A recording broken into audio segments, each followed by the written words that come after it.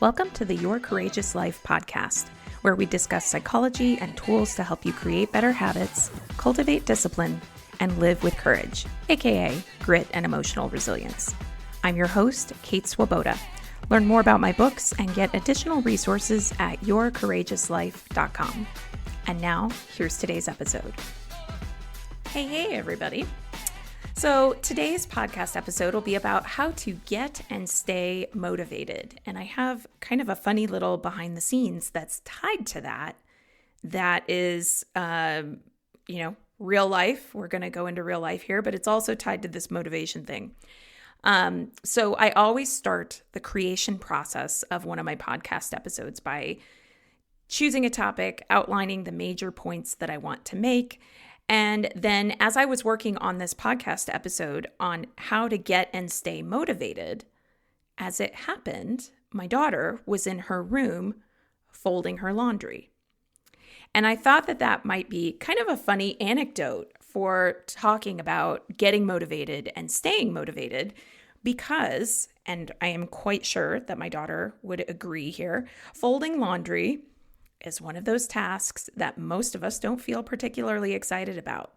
In fact, some of us might, like my daughter, even actively avoid it. And also, let's be real, I myself often end up in the camp of having two different piles of clothes on my bedroom floor, one that's clean and one that's dirty. My husband doesn't know which pile is which, only I know. And as the week goes on, the two piles slowly change in shape, one growing bigger, one growing smaller. Sometimes they inch towards one another a little bit.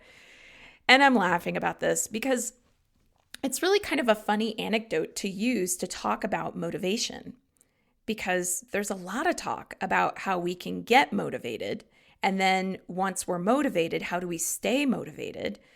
And the reality is that there's a lot of things in life that we don't really feel motivated to do. I don't often feel motivated to fold my own laundry. Certainly my daughter doesn't either. My husband is another story. He's one of those weirdos. He folds it literally, he takes it straight out of the dryer and gets it done. Love you, babe. Love you. Admire you, not you. So we're getting into how to get and stay motivated today, and I'll be talking about that as it applies to the things we don't want to do, but also as it applies to what about those times where you know you want to do something, it would benefit your life, but for some reason you just don't feel motivated to do it. So I'm going to talk about motivation from a psychological perspective today, some of the data behind how motivation works. And I'm also going to share some of the research into how we get motivated and stay motivated, or I'm going to draw from that research and put it into an applied psychology perspective. But first, I wanted to talk about this topic from my personal experience, especially because here I am talking about how I don't feel motivated to do this thing, fold laundry, right? And yet, actually, most people in my life would describe me as a highly motivated person. And they're basing that on the outputs, the outcomes, right? I've written and published 2 books, The Courage Habit, 100% Fully Alive. I've run this business for well over a decade. It's required content creation, promotion, networking, showing up to be interviewed for other people's podcasts, in addition to creating content for, say, this podcast. I'm yapping all the time about CrossFit and running. I read prolifically. There are 15 different books on my office coffee table right now, and I'm legitimately reading all of them at the same time, which might be weird, but it works for me. Of course, I'm mentioning my husband. I'm mentioning that I'm a mom. That involves doing stuff as well. There's drop-offs, there's pickups, there's groceries, there's communicating about schedules, there's disagreeing about things and navigating disagreement. There's yard work, there's housework, there's all the things. So how is it possible that I can be so motivated in so many areas of my life, yet not very motivated around things like laundry? Well, let's talk about that and we can use it as an example. And I'm going to be speaking from an applied psychology perspective. I'm going to talk to you about what some of the research I've read says and how we might apply it to our lives. And then I'm going to end today's episode by giving you some really concrete ideas for how you can get and stay motivated with specific things that you want to be doing in your life. So when it comes to laundry, all right, I think a lot of it has to do with just not really caring whether my laundry is or isn't put away. And for the people like my husband, that sounds super weird. I do care about clean clothes, which is why I do my laundry. And yeah, when I'm getting after it and I'm folding my clothes immediately, even I would admit they are easier to find. But it also doesn't particularly bother me to sift through a pile of clean clothing to find what I need. I kind of just don't care. That's really what's going on. So that's one possible insight into why you might have trouble motivating yourself at your job, or to eat more vegetables, or to read some super smart book on, say, a political topic or some intellectual topic that you've always meant to learn more about. Maybe you intend to care, but maybe you don't really care so much. And that could be for a whole host of reasons. Maybe you don't really see the benefit. Maybe there's no particular cost to not doing it. But here's something that's kind of interesting, mentioning my husband. When I am most motivated to fold my laundry, I think everybody who's lived with someone probably knows what I'm talking about here. So I mentioned that my husband is much tidier and more organized than I am. And if he is having a bad day, he's just a little more irritable, I am more likely to fold my laundry. Why? Because if my husband's kind of already feeling annoyed and having a bad day, it's like I'm compensating for that by trying to relieve some of his stress. So there's a social reason, social meaning the people around me, the people in my environment, for why I might change my behavior. And I feel really lucky to be married to someone who pretty much takes things in stride. And when I leave laundry out, most of the time, he doesn't get super pissed. But at the same time, yeah, I mean, he'd prefer if there was zero laundry at all times, ever, out anywhere. He'd prefer it's always put away. And I do try to be mindful of that. And particularly if I notice that he's stressed, behaving accordingly, because I love him. I want to try to accommodate the things that matter to him wherever I can.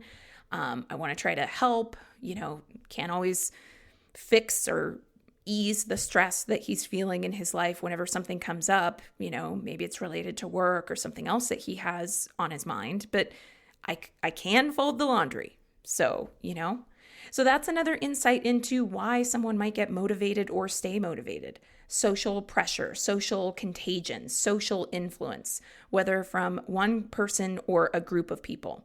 If you care what someone thinks or what they desire, that might motivate you to do something. Certainly, my daughter in folding her own laundry, it is completely and totally social pressure. It's mom and dad going, go fold your laundry. That's it. She's not motivated to do it on her own. So just with those two examples, we're touching on the concept of intrinsic and extrinsic motivation.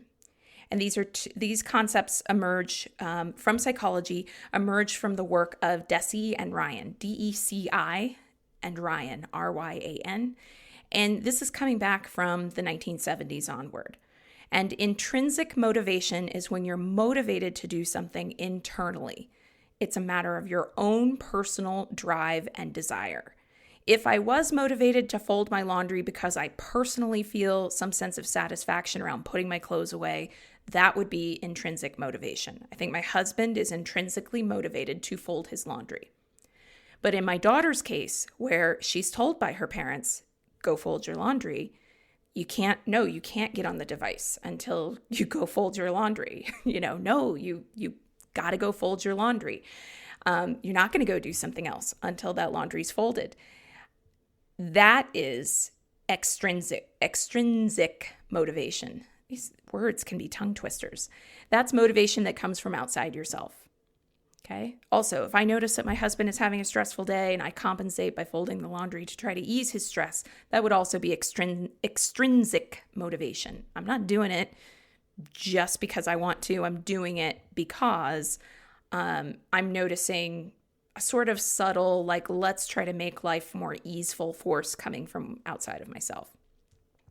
You can probably already figure out which of those two forces of motivation is more impactful in getting something done in the first place, in staying motivated long term. Intrinsic motivation is far better for motivation than extrinsic motivation. So if you're wondering, how do I get and stay motivated around the things that really, really matter to me, but I just can't seem to get going or stay going, look for the intrinsic motivation. And I will give you examples in today's episode of what that looks like, okay? Now, here's something I want to make sure that I touch base on. This is generally true for everyone. It is generally true that intrinsic motivation is a better motivator. It's more impactful. And I am seeing online more and more armchair pop psychology on social media with lists of things that are supposed traits that are linked to certain, let's say, conditions, spectrums, diagnoses. It's all over the place.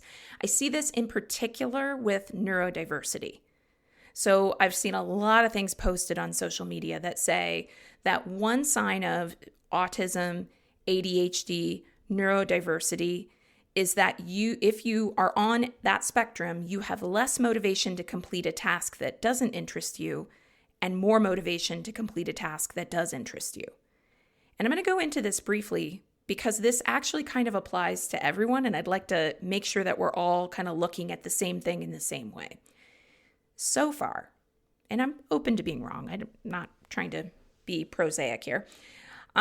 So far, I'm not seeing anything in the clinical literature that I'm searching on PubMed, which is a free resource to see peer-reviewed studies. There's a lot of abstracts that sometimes are behind a paywall, but you can also get to a lot of full research articles and see the methodology and the way that they went about the research.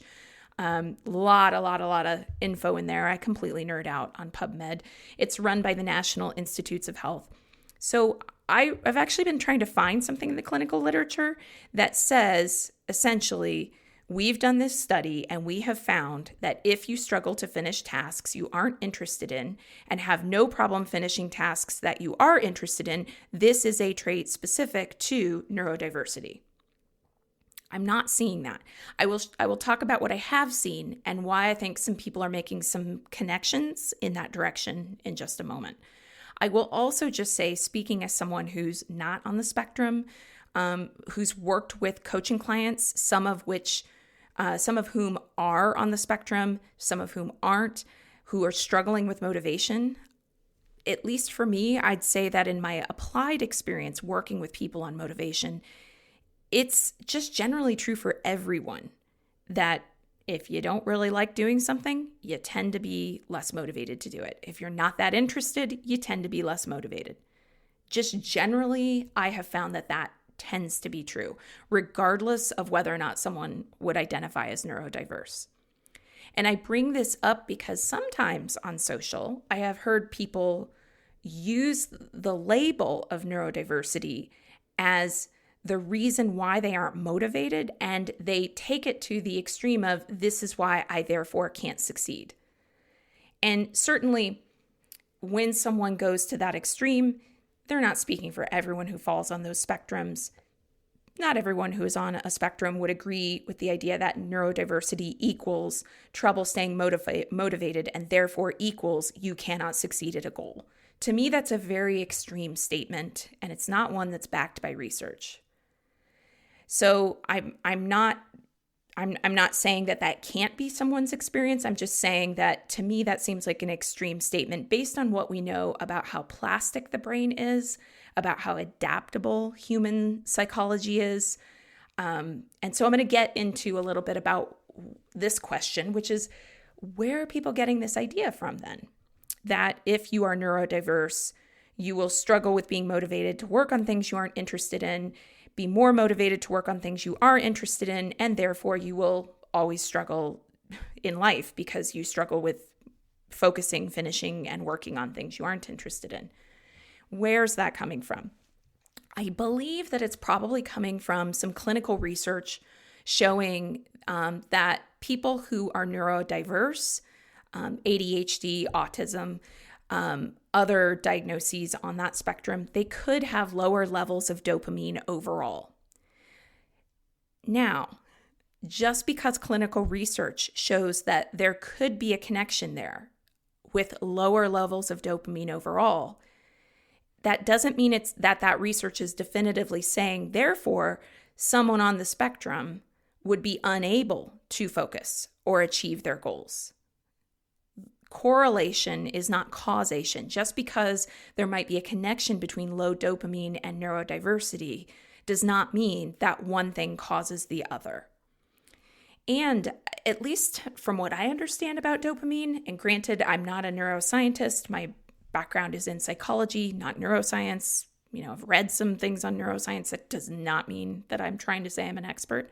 But I would think, from what I understand about low dopamine levels, that if someone's dopamine levels are lower, I would think that they would be lower just across the board. So if your dopamine levels are low and there's something in the biochemistry that keeps them low and therefore you struggle with motivation, I would think that would mean that the struggle with motivation would be across the board, not just with things you don't like. I would think that if somebody has overall low levels of dopamine, chronically low dopamine, they would struggle even with being interested in the things that that formerly interested them, or the things that are novel, or the things that are new or more exciting. I don't know. I'd have to talk to a neuroscientist to confirm that, but that's at least what I'm understanding about dopamine and how it would seem that would play out. Additionally, there are a few things to consider that even with that information about lower dopamine levels, neurotransmitters, dopamine is a neurotransmitter, they don't exist in a vacuum. There's not like this regular supply of the neurotransmitter dopamine that gets regularly released for me at exactly noon each day or something like that, or for you, or for anybody else. Dopamine can actually be released in response to something in your visual field or as a response to certain behaviors. That's part of how we understand and study dopamine. We put people in controlled environments and we measure their dopamine levels, and then maybe you show them something, or maybe you have them do something in a laboratory and you measure how dopamine reacts to what was seen in the visual field or what was the response to undertaking a certain behavior. So there could be behavioral aspects of someone's life, anyone's life, regardless of whether or not they're on a spectrum, that lower dopamine. So, you could have a situation where someone has tried repeatedly to achieve something, they failed. It could be because they failed because they weren't setting themselves up for success. It could be that they failed due to factors totally outside of their control that prevented them from succeeding. And if they have had that experience over and over, they might then exhibit low dopamine levels. So I'm thinking, their dopamine isn't going to rise with motivation for them to succeed in some way. I'm thinking of situations like maybe if somebody went through grade school really, really struggling. Maybe they were struggling because they went to bad schools. Maybe they were struggling because stuff was going on at home. Maybe they were struggling because they had a learning difference. If they were struggling and there was no progress, there was no resolution to those struggles where they could see at least some measure of success, over time there could be a connection there where there's, just low dopamine all the time when it comes to anything school related, because there's a kind of learned helplessness that can kick in of like, why bother, right? Someone who's depressed can show lower dopamine levels. Someone consuming alcohol or THC might show lower dopamine levels. So I mentioned before, dopamine levels can also increase in response to things in your environment. And this is where I think things get really interesting if you're going, I feel like I'm really low motivated. There are things you can do that will up your dopamine. So let's talk about that. One way that dopamine levels can be increased is by simply anticipating a possible reward. So trying to find something that you see as a reward and then going, okay, I'm just going to focus on that. This might be a reward. I'm looking forward to it. I'm anticipating it. Dopamine levels can rise. Physical exercise can increase dopamine levels. Engaging yourself in a task can raise your dopamine levels. So quite literally, you could be experiencing low dopamine and therefore low motivation to do something, but then force yourself to do the thing anyway, at which point there's a rise in dopamine. So there are things that you can do. And again, I'm going to get into some of the applied aspects of this. I think the point that I'm really trying to get at is that if you think you have low dopamine levels or some other biochemical reason for why you feel less motivated, which is showing up as low energy, feeling depressed, etc., first of all, check it out with a clinician. Actually make sure that that's what's going on. And second, the research shows that if you find some kind of reward to anticipate, if you engage in physical exercise, if you force yourself to do the thing you know you need to do, there is a corresponding raise in dopamine. And I don't know if this has been studied or not, but as I was preparing for this podcast episode, I started to get really curious to see if taking the things we do know about raising dopamine levels and turning those into a protocol of some kind could result in a sort of upward spiral of someone more or like a flywheel. If you've ever seen that, where like once the motivation starts going, it just kind of can turn on its own to some degree. I'm wondering if there's some way of turning those behaviors into a protocol and studying whether or not that results in someone producing consistently higher dopamine levels. I don't know. I just think it would be an interesting study. So all of this having been said, I would ask that everyone listening here look into the research themselves. Like I said, it's free on PubMed. You could find peer-reviewed studies. You can talk to qualified support people and providers in your life. I am certainly staying in my lane here. I am not speaking on behalf of those who are neurodiverse. I'm just wanting to reassure everyone, and especially those who are neurodiverse as well as those who might struggle with motivation. You're not wired in one way. This isn't an inborn trait. It's not a situation where if you have some kind of biochemical or other reason where you're going to struggle or be challenged in this area, it's not a situation where it's like, that's it, you're done, you're always going to struggle. That's not what the clinical data says is the case. So now I'm going to shift directions a little bit, and I'm going to share with you some of the ways that I've found most helpful to get and stay motivated. And these are tools to me. Take them or leave them, of course, but these are the behaviors and mindsets that I adopt on a regular basis, especially if I'm in the weeds of something, I don't want to do it, I'm struggling, things like that.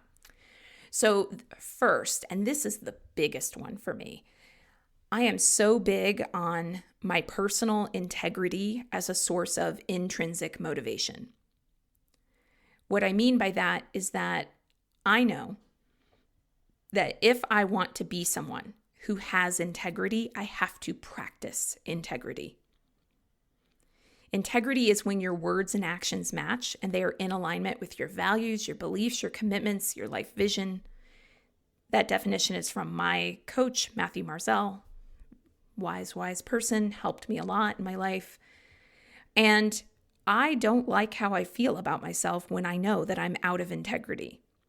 Therefore, I don't like how I feel about myself if I say to myself, I'm going to do something, exercise, meet a friend, write the content, create the podcast episode, whatever it is. I don't like how I feel about myself if I say to myself, I'm going to do something, and then I don't do it. Therefore, I find it intrinsically motivating to finish what I start, to do what I said I would do. And note that I said, when I say to myself that I'm going to do something, I'm not talking about promises made to other people as a source of motivation. I'm talking about me, myself, and I. I don't like how I feel when I tell myself I'm going to do something and then I don't do it. I feel out of integrity with myself. I feel like I betrayed myself. And to avoid that feeling, 9 times out of 10, Obviously, I'm not perfect, but 9 times out of 10, if I say I'm going to do something, if I tell myself I'm going to do something, I will follow through. I don't like that feeling of being out of integrity, out of alignment with myself. Next thing, I work to be really, really conscious about what I say yes and no to in my life, thinking through the time it takes, the why for me, what I'll get out of it. And I tie that to motivation because if I was just saying yes to things without really thinking them through, then it's going to be harder to motivate myself to follow through. And I've observed that a lot of people who struggle with motivation struggle because they are yesed out. They are saying yes to everyone except themselves. And this is not just people pleasing. This is like type A overachievers. So for instance, someone who overworks at their corporate job. It is really hard to come home at the end of a long day of overworking and then say yes to exercise, yes to the time spent learning a new language.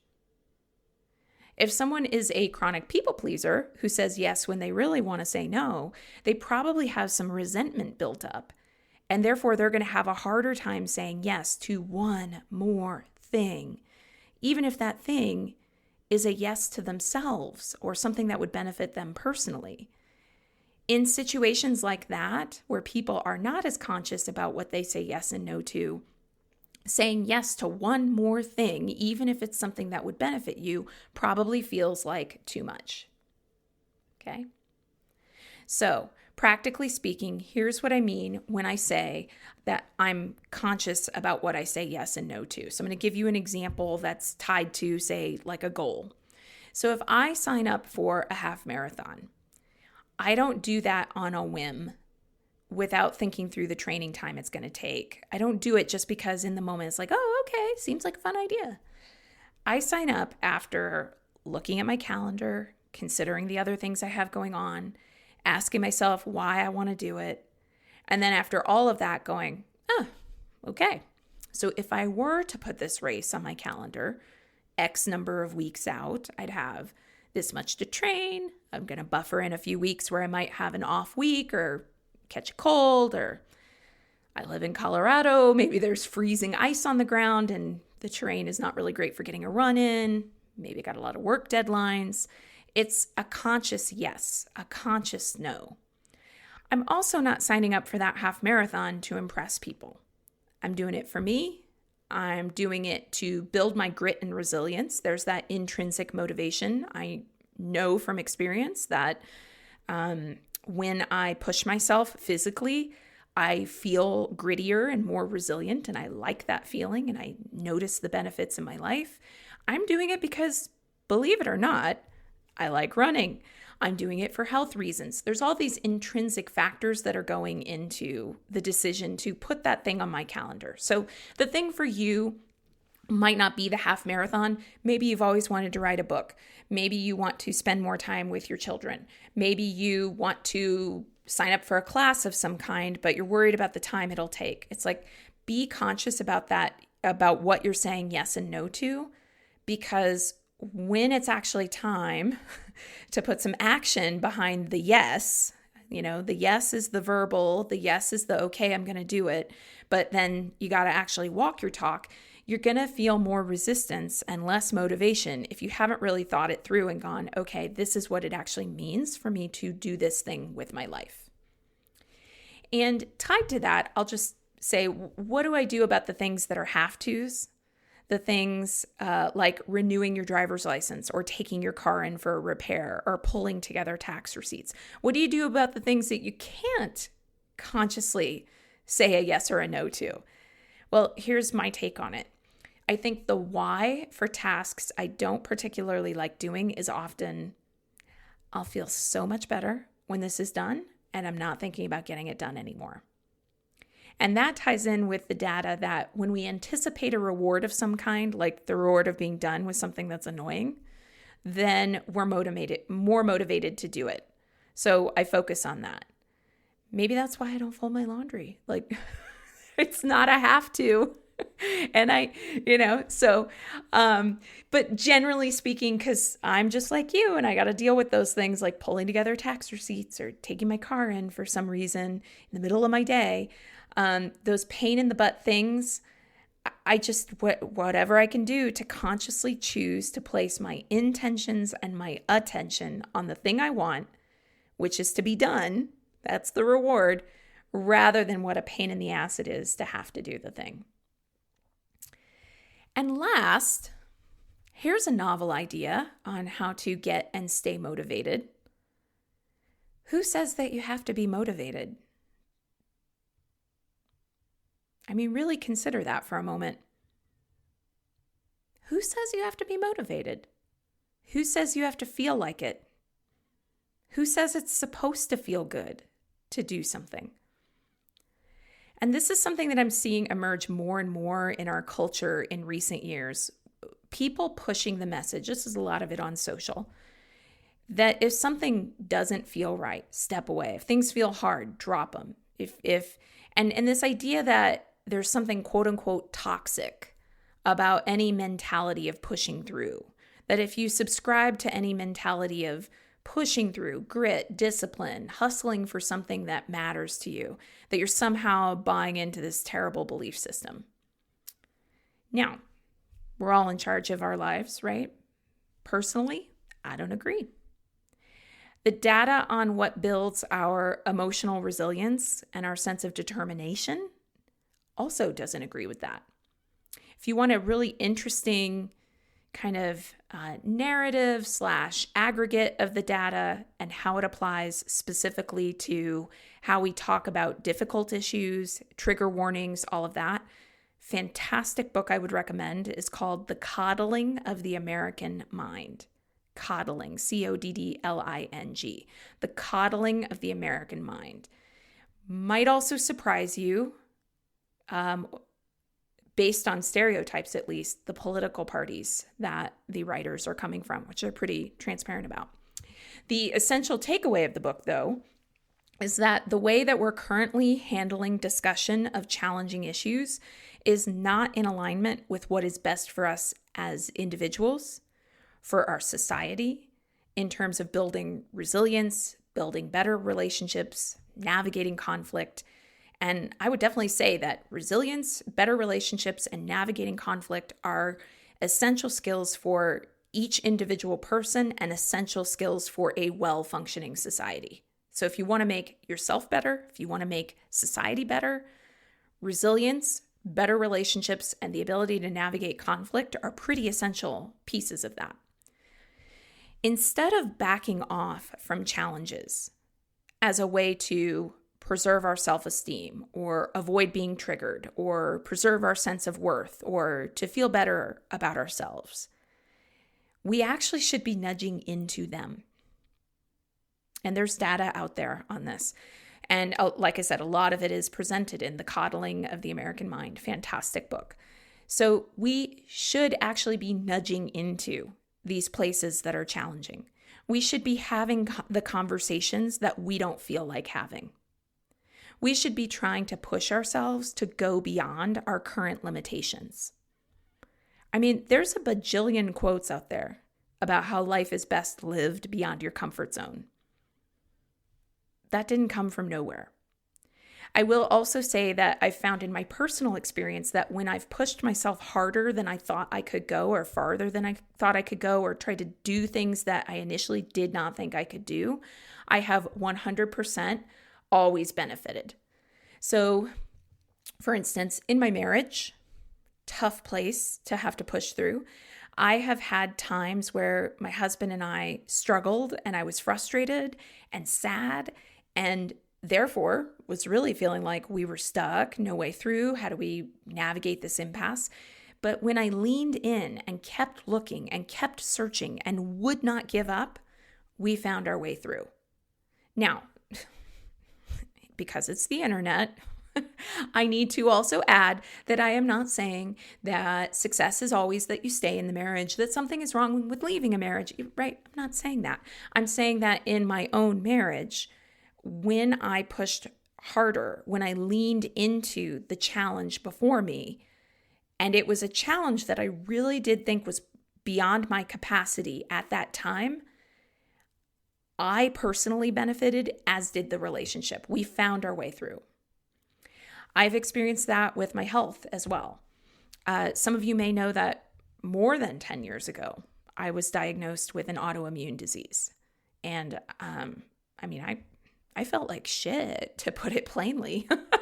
And then I'd go to the doctors, and the doctors would tell me, oh, not much I can do, but prescribe this medication that frankly really didn't seem like it was doing all that much.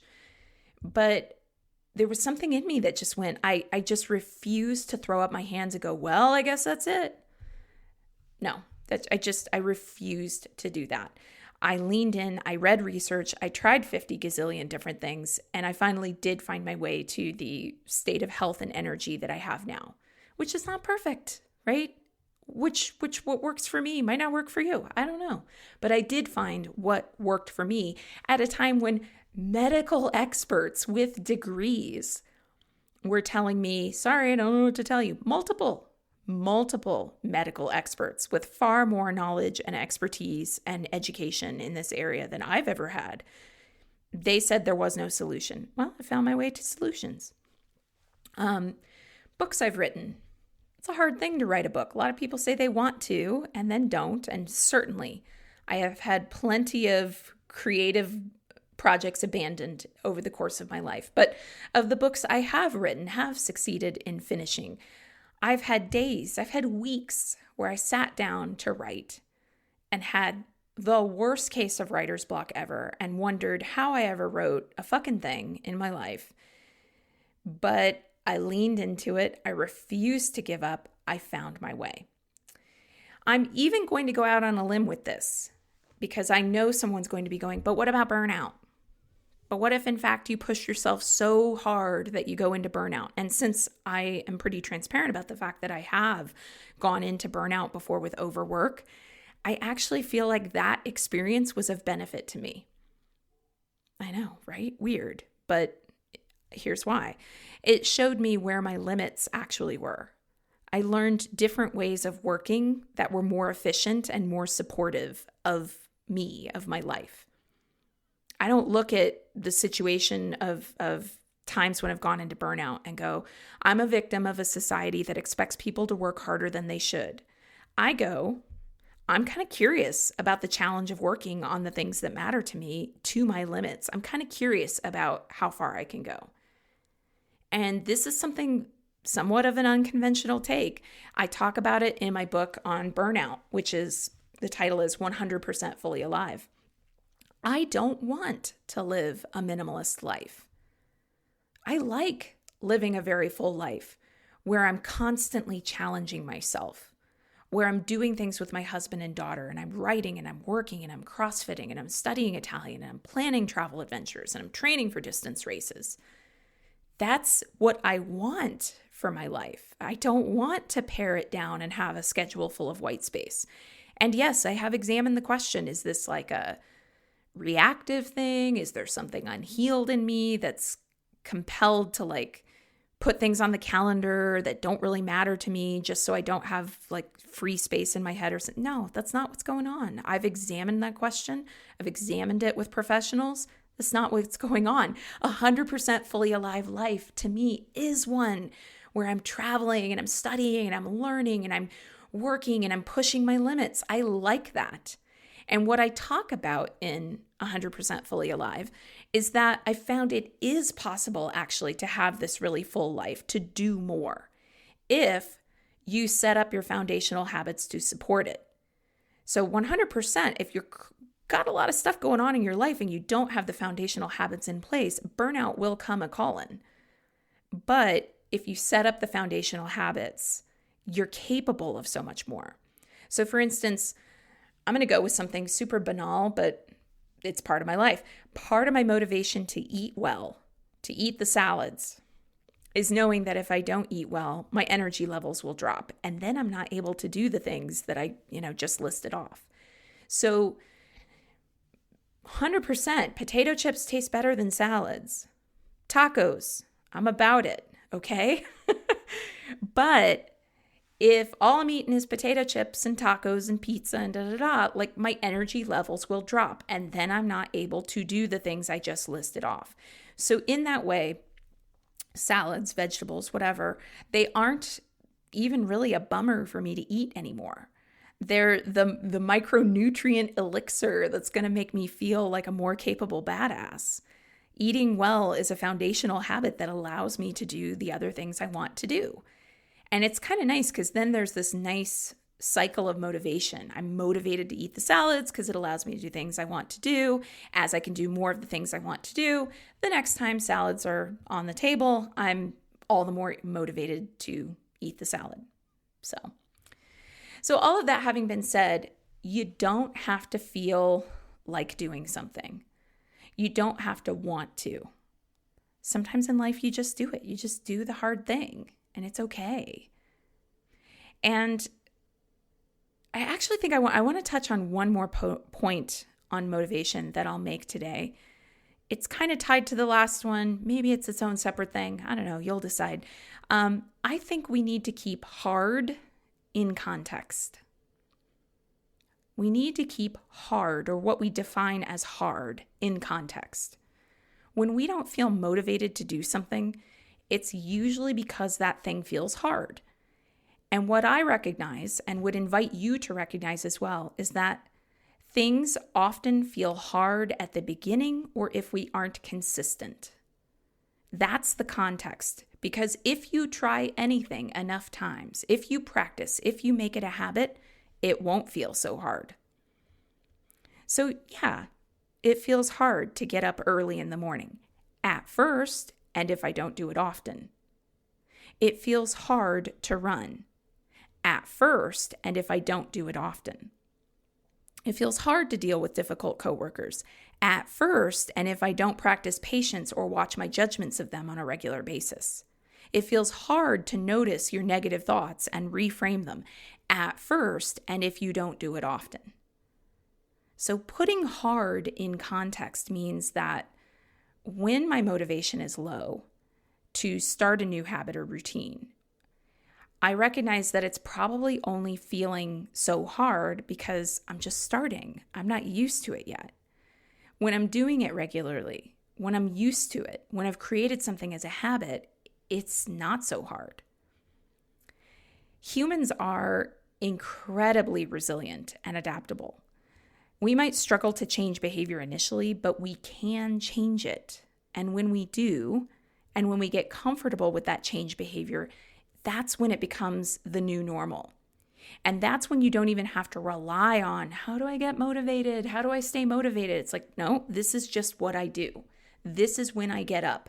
This is how I handle conflict. This is when I exercise. This is what I eat. This is just how I do things.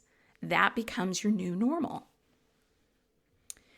So that's what I have for you today. And these are the takeaways. So first, there's nothing about how you're wired that will prevent you from getting and staying motivated. And you can take specific behaviors if you need to work with your biochemistry to produce more dopamine, which can help with motivation.